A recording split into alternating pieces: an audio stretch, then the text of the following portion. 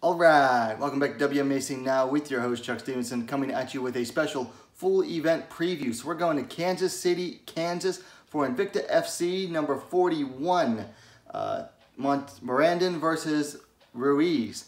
Now this is Invicta FC's second event since coming back from, COVID-19 shut everything down. Now I'm going to, little disclaimer ahead of time here. I have not had the time that I wish I had to go through all of these fights and really, research all of them like I try to normally do.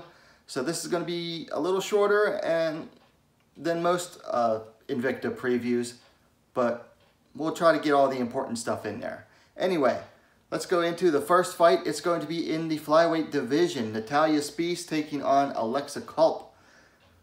Both ladies are making their pro debut. Now Spees is riding a 4-fight win streak in the amateurs. Culp riding a 3-fight amateur win streak. Don't have any stats available for Alexa Culp at the moment. Says she's fighting out of Missouri. Spees is fighting out of Irvine, California. She's 29 years old. Stands 5 feet 5 inches, 165 centimeters tall. Now as normal, two ladies making their pro debut.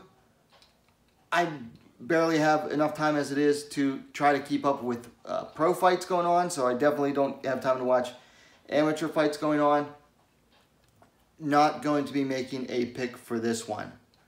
So moving along to the second fight, we're staying in the flyweight division. Symons taking on Claire Guthrie. Ginger Symons coming in 2-0. Claire Grizzly Guthrie coming in, it says 1-0. Yes, 1-0, although she did lose an exhibition fight at the Phoenix Series 3 earlier this year, or last year. Let's see, Symons is the elder fighter by 2 years, 26 to 24. Looking at the weight here, Guthrie is actually moving down in weight. Last fought at bantamweight. She's going to be the taller fighter, 5 feet 6 inches, 168 centimeters to Symons, 5 feet 4 inches, 163 centimeters. And Guthrie is going to have a huge reach advantage, 70 inches, 178 centimeters to Symons, 65 inches, 165 centimeters. Big reach advantage there. Now, her last fight Symons had, I picked her to beat Chantel Coates. Chantel Coates was coming off a big knockout win, and I said, you know what, I liked what I saw out of Symons more. I picked Symons to beat Coates. She did that for me. Guthrie had a win. Her only fight before this was against a pro debutante in Jordan Kaze. I'm going with Symons to win again. The Ginger, pulled through for me last time. I'm going to stick with her this time. Moving along, we're moving down to the strawweight division. Kelly Dangelo coming in 4-3. Itzel Escobedo coming in at 4-2. Both ladies are coming off a loss. Dangelo to Alicia Zapatella 5 months ago. Itzel Escobedo hasn't fought since she lost to a split decision to Alyssa Cron at the Phoenix Series 1. Now that was a 5-minute single round fight exhibition. Before that, she was on a 2-fight run over Desiree Yanez and then Vanessa Demopoulos, the current LFA champion. That was a year and 9 months ago. D'Angelo's the older fighter, 33 years to 24 for Escobedo. Escobedo's the taller fighter, 5 feet 5 inches, 165 centimeters to D'Angelo's 5 feet 2 inches, 157 centimeters. However, D'Angelo makes up in the reach 63 inches, 160 centimeters to Escobedo 62.5 inches, 159 centimeters. So D'Angelo's been a more active fighter. However, she was active down in the atomweight division. Picked up a couple wins over Van Zandt and then Lindsay Van Zandt and then Jillian DeCourcy before losing to Alicia Zapatella.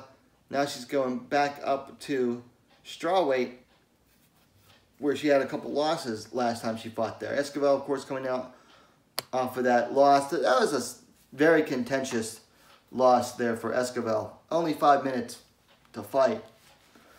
I'm actually going with Escobedo on this one.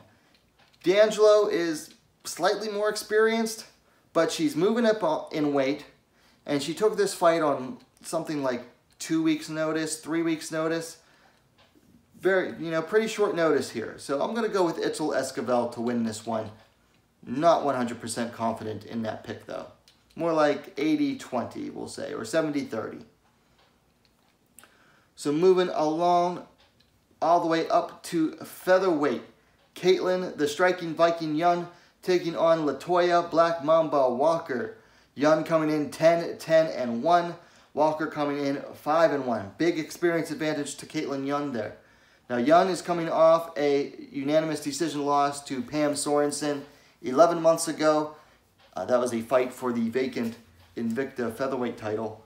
Walker coming in off a loss to Charmaine Tweet 4 years, 2 months ago via TKO from spinning back fists and punches. Now, actually, we'll keep going. Walker coming in at 40 years to Young's 34 years, 6-year age difference there. Young's going to be definitely the taller fighter, 5 feet 9 inches, 176 centimeters to Walker's 5 feet 5 inches, 165 centimeters. Young has a reach of 68 inches, 173 centimeters. I don't have a reach available for Latoya Walker. Now, I read somewhere, and I can't verify this, that Walker had been planning to come back, and then she had a fight, and it got canceled due to the COVID-19, back when everybody's fights were getting canceled. I don't have a way to verify that, but, man, 4 years and 2 months since her last fight. Young, little less than a year since her last fight, but she had been more active before that.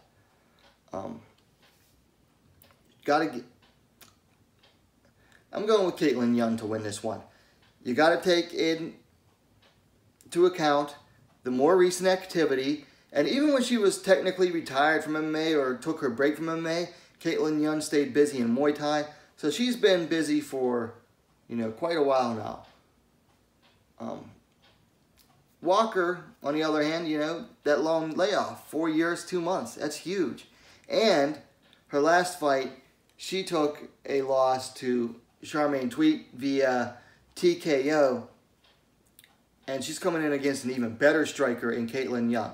Now, if Walker has been working on her wrestling, could help her here. Could help her a lot, but she better really be working on that wrestling. But for me, I got to go with the striking Viking, Caitlin Young, to win this one. So moving along to the co-main event, going back down to the flyweight division. A lot of flyweight fights. 3 flyweight fights on this card. Aaron Cold-Blooded Blanchfield coming in, taking on Brogan the Killer B. Walker Sanchez. Blanchfield coming in 5-1. Sanchez coming in 6-1. Blanchfield coming in on a 2-fight run over Gabriella Golfin a little over a year ago, and then more recently knocked out Victoria Leonardo with a head kick 5 months ago in Invicta. Brogan Walker Sanchez hasn't fought since dropping to a fight to Pearl Gonzalez 9 months ago. Before that, she was undefeated at 6-0. Sanchez is the older fighter, 31 years to Blanchfield's 21. They are the same height, 5 feet 4 inches, 163 centimeters. Blanchfield is going to have the reach by 1 inch, 68 inches, 173 centimeters, to Walker Sanchez's 67 inches, 170 centimeters. So Walker Sanchez is coming in on short notice as well. Another short notice fight. Blanchfield was originally planning to take on Stephanie Geltmacher. Now, Brogan Sanchez is a good replacement for Stephanie Geltmacher in that both of their styles rely on a lot of aggression, but whereas Geltmacher's is more raw aggression, Sanchez really is more of a technical fighter. Very strong, very aggressive, but it's controlled. It's controlled aggression. So a little bit different, but very similar style. Blanchfield is a whiz on the ground, but recently came up with that striking game and was able to read, you know, Victoria Leonardo's movement and caught her multiple times with that head kick. I think she'll have a little bit harder time with that against Walker Sanchez. But being that she was actually preparing for this fight already and has a little bit, you know, more technical, she's more refined technique than Sanchez is. Like, Sanchez is more refined than Geltmacher, but I would say Blanchfield is even more refined than Sanchez is. And she's definitely like way more technical, way more methodical, I should say. She's more methodical than Sanchez. So I'm going to go with Erin Blanchfield to win here, the Wonderkind. Very impressed with this young lady. 5-1. A lot of people were disappointed that she didn't get the call up to Dana White's Contender Series for this season. Personally, I'm not. I think that she's right where she needs to be in Invicta, really developing more. The fighters that go through the Contender Series, they tend, if they win and they get picked up, they tend to get rushed into the UFC before they're ready. I mean, some of them have even like less of records than Blanchfield does. I like that Blanchfield is still with Invicta for now.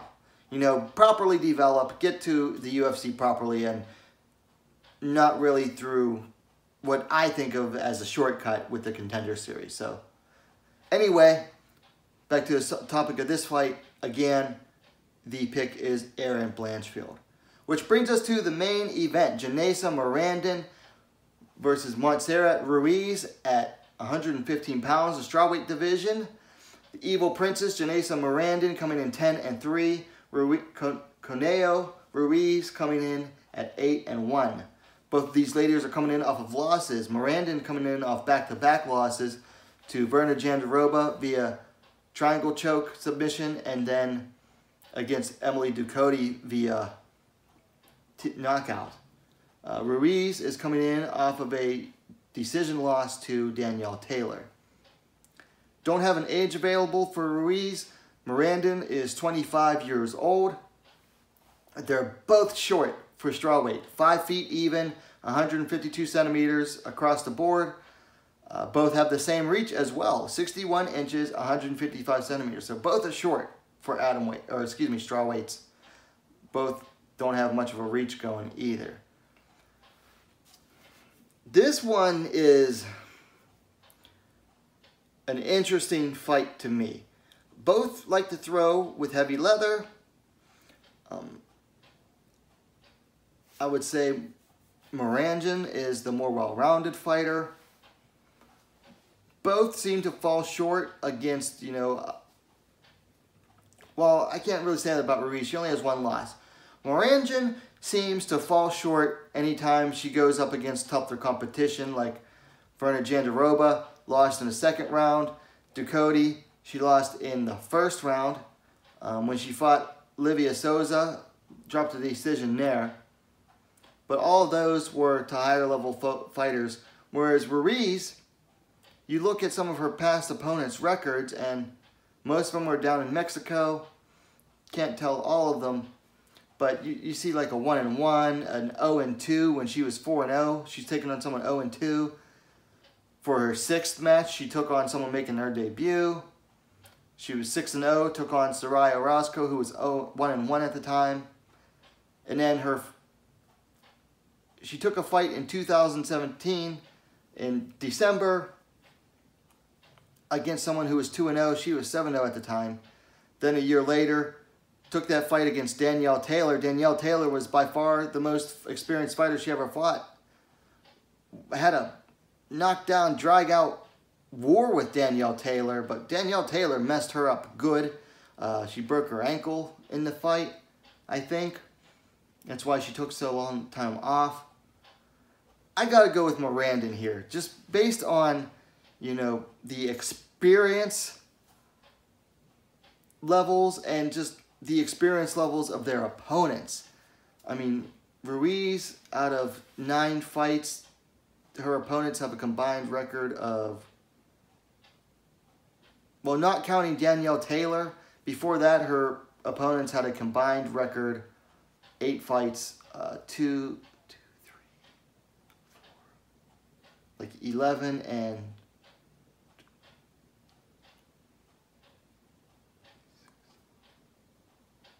6. So 11 and 6. She did have a win over a girl who was 7 and 2. Don't know anything about that girl though. But yeah, the disparity as in, you know, the level of opposition that they've been facing really favors Janaisa and Morandin. I expect this to be a good fight though.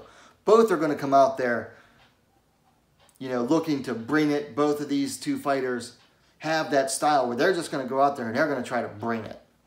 I mean, they're going to go out there, and I expect this one probably goes the distance, but I think this is going to be an all-out war in this fight because both of their styles just reflect that that's what they're going to come out there and try to do. They're going to try to finish each other.